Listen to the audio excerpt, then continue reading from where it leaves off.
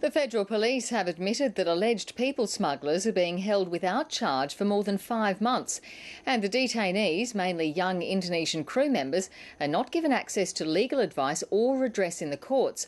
Lawyers and human rights activists say the treatment is worse than that handed out to people charged with terrorism offences. When boatloads of asylum seekers arrive, the crew bringing them here is also locked up. Hundreds of the mainly Indonesian nationals are now on charges.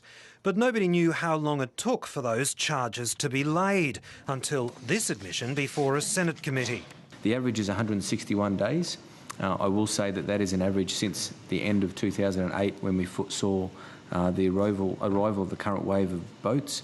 The AFP's benchmark is 90 days. So even the benchmark, which isn't being met, is more than 10 times longer than a suspected terrorist can be held without charge in Australia.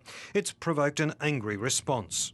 This sort of draconian practice is something that you might expect to see in Burma or Zimbabwe. And advocates say the crews, unlike asylum seekers, are not given access to legal representation or judicial review in the courts. These people have fallen into a legal and administrative black hole.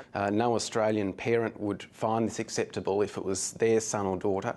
Victoria's Legal Aid Service represents Indonesians who have been charged. They're calling for urgent change. One of the basic protections of our criminal justice system is that people are charged without delay.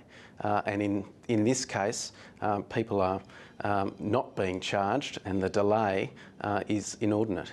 A spokesman for the Attorney-General, Nicola Roxon, says it can take a long time to charge alleged people smugglers because of poor identity papers and bad English.